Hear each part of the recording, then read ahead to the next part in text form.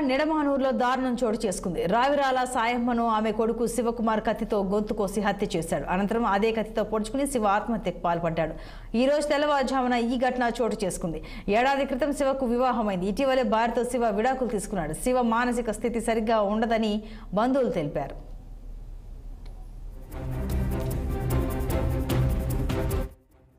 శివకుమార్ వాళ్ళ ఇంట్లో చనిపోయి ఉన్నారనే ఇన్ఫర్మేషన్ వచ్చింది. దానిపైన ఇమ్మీడియట్లీ మేము సీన్కి రావడం జరిగింది. సీన్లో మేము దర్యాప్తు చేపట్టాము.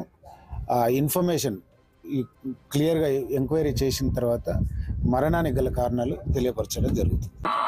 నిడమనూరు మండల కేంద్రానికి చెందిన మిత్రుడు రావిరాల శివ కొంతకాలంగా వాళ్ళ ఫ్యామిలీ ఇష్యూస్ ఉండి నిన్న రాత్రి అనుకోకుండా వాళ్ళ అమ్మని మరియు అతను సూసైడ్ చేసుకోవడం జరిగిపోయింది. వాళ్ళ అమ్మని కూడా అతను కత్తితో గొంతు కోసి తర్వాత అతను కూడా సూసైడ్ చేసుకోవడం జరిగింది. చాలా బాధాకరం.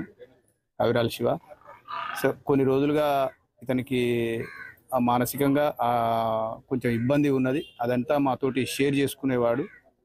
సో ఏదైనా చాలా దురదృష్టకరం. శివకుమార్